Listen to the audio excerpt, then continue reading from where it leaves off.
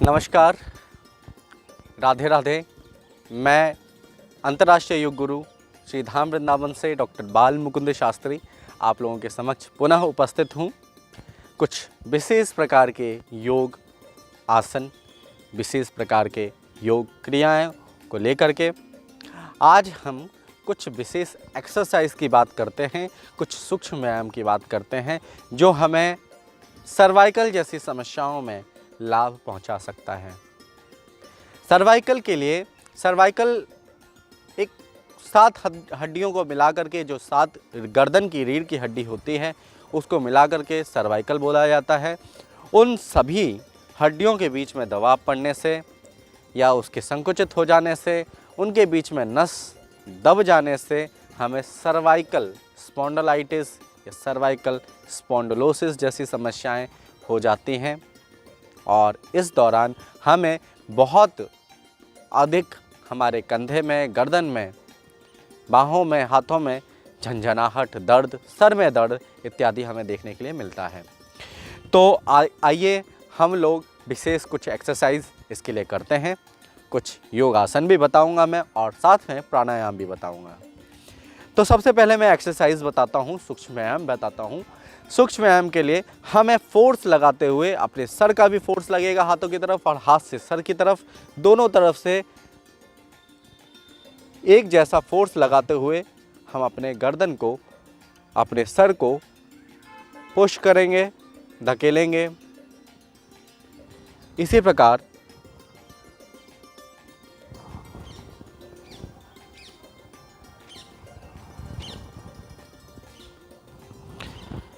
इसके अलावा हम लोग चाहें तो इसको इस प्रकार से भी दबा सकते हैं ऊपर की ओर। आगे की ओर नहीं झुकना है, विशेष रूप से ध्यान देना है कि हम आगे की ओर ना झुकें। जितना हम आगे की ओर झुकेंगे उतना ही हमें हो सकता है कि कष्ट और बढ़े। तो इस चीज़ का विशेष ध्यान रखना है। साथ ही हम लोग गर्दन की एक्सरसाइज कर सकते हैं। गर्दन की एक्सरसाइज में हमें पीछे की ओर गर्दन को झुकाना है अथवा ठुड्डी को बाहर की तरफ निकालेंगे, ये हम कर सकते हैं। या फिर सांस को भरते हुए पीछे, दाएं बाएं, इससे ज़्यादा आगे की तरफ ना झुकें, ये हमें विशेष ध्यान रखना है। अब इसके बाद हम लोग जब हम रोटेट करते हैं तो रोटेट करते वक्त भी हम अपने नेक को पीछे की तरफ ही रोटेट करें, आगे की तरफ ना करें। इसके अलावा हमारी कुछ ऐसी एक्सरसाइज हैं जो कि हमारे कंधे, हमारे नसों में भी हमें प्रभाव देता है सर्वाइकल जैसी समस्याओं में। तो सर्वाइकल वाली समस्याओं में हम अपनी हाथों की उंगलियों को मुट्ठी बना करके पूरा गोल घुमाएंगे।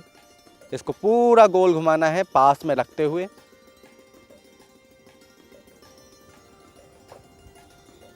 ब्रेस्ट मूवमेंट देते हुए अब हम इसका कंधों को भी रोटेशन कर सकते हैं। इस बैक साइड, बैकवर्ड और फॉरवर्ड, ये हम 10-10 बार करें दोनों तरफ से तो हमें लाभ मिलेगा।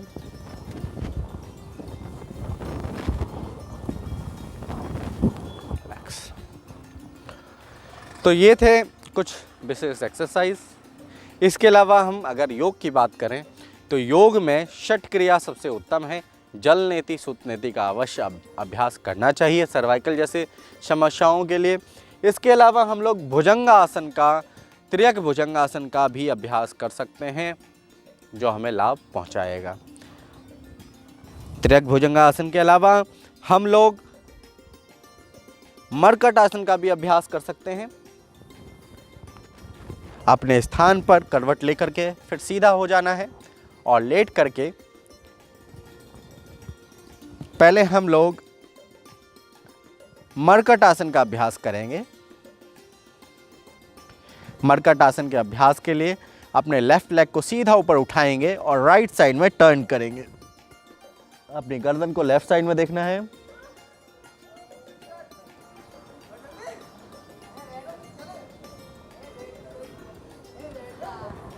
इसी प्रकार दूसरी तरफ से भी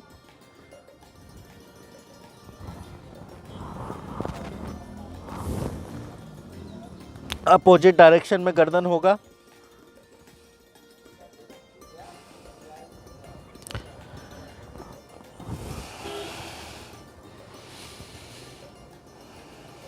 ये था मर्कट आसन। अब हम लोग भुजंगासन का अभ्यास करेंगे। भुजंगासन के अभ्यास से पूर्व जब भी हम अगर हमें सर्वाइकल की समस्याएं हैं तो अगर हम बेड पे रेस्ट करते हैं तो हम लोग पेट के बल लेटें और अपने दोनों पैरों को पीछे खोल लें। कोहनी के ऊपर कोहनी रखने का प्रयास करेंगे। एक हाथ कंधे पे, एक हाथ कंधे के नीचे। मकरासन की स्थिति में इस प्रकार से हम लोग रेस्ट करेंगे। अगर हम इस प्रकार से रेस्ट करते हैं तो हमारे गर्दन को आराम मिलता है। अब हम इसके अलावा भुजंगासन का अभ्यास करेंगे। भुजंगासन के अभ्यास के लिए अपने दोनों हथेलियों को दोनों छाती के साइड में बाहर की ओर रखें, जमीन पर। दोनों पैरों को जोड़ लें। सांस को भरते हुए गर्दन को उठाएं, कमर को मोड़ें, कोहनी हल्की सी मोड़ लें। ये भुजंगासन का अभ्यास है। इसी प्रकार त्रियक भुजंगासन का अभ्यास हमें करना है। हल्का सा अपने लेफ्ट साइड मुड़ते हुए अपने दोनों पैरों को पीछे देखना है। राइट साइड मुड़ते हुए अपने दोनों पैरों को पीछे देखना है। तो ये है त्रियक भुजंगासना। त्रियक भुजंगासना भी सर्वाइकल जैसी समस्याओं में हमें लाभ पहुंचाता है।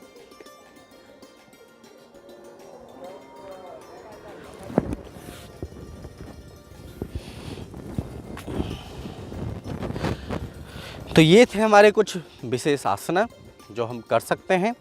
इसके अलावा हम प्राणायाम में अनुलोम विलोम प्राणायाम तो करेंगे ही, साथ में भ्रामरी प्राणायाम हमें इसमें लाभ पहुंचाता है। भ्रामरी प्राणायाम दो प्रकार से किया जाता है। एक तो सिंपल विधि है, इसका साधारण विधि है, जिसमें हम लोग इंडेक्स फिंगर को, पहली उंगली को कान में बंद कर लेते हैं, कान को, नाक से सांस को लेते हैं, नासिका से ही सांस को छोड़ते वक्त गले से हमिंग साउंड निकालते हैं, भंवरे के गुंजन की तरह ध्वनि उत्पन्न करते हैं और उस ध्वनि के माध्यम से जो कंपन हमारे चेहरे में, हमारे सिर में, हमारे पूरे फेस में हो रहा है उसको महसूस करते हैं।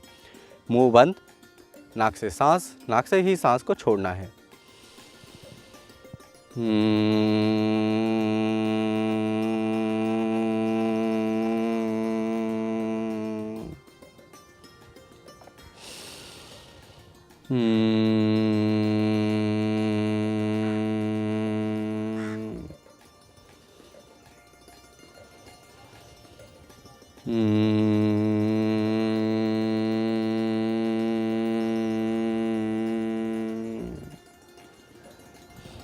तो ये था साधारण विधि। इसी का हम लोग एडवांस विधि सन्मुखी मुद्रा के साथ कर सकते हैं। सन्मुखी मुद्रा के लिए हमें अंगूठे से अपने कान को बंद करना होगा।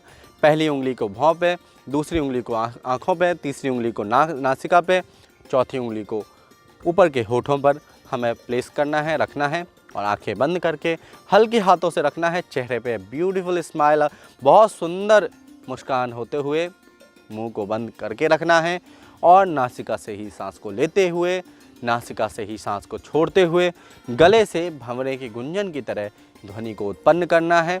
हमें पुनः इसका विशेष ध्यान रखना होगा कि ध्वनि हमारे गले से आए और उस ध्वनि के माध्यम से पूरे चेहरे पे कंपन हो। आइए करते हैं। पहली उंगली अंगूठा कान बंद करेगा, पहली उंगली भौं पे, दूसरी उंगली आँखों पे, तीसरी नासिका पे, चौथी ऊपर के होठ पर। सांस को लीजिए, चेहरे पे प्यारी सी मुस्कान।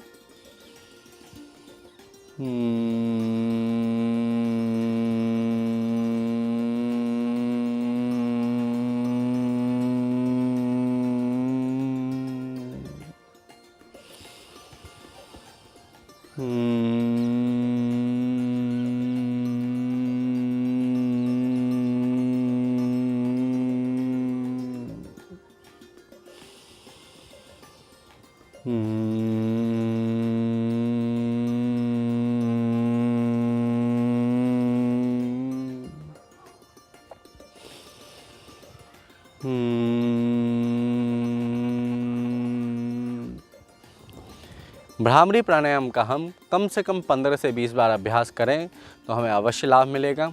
इसका अधिक लाभ भी कर सकते हैं। जितना अधिक आप अभ्यास करेंगे उतना ही अधिक इसका लाभ हमें मिलेगा। बहुत बहुत धन्यवाद। इसी के साथ मैं विदा लेता हूँ। धन्यवाद।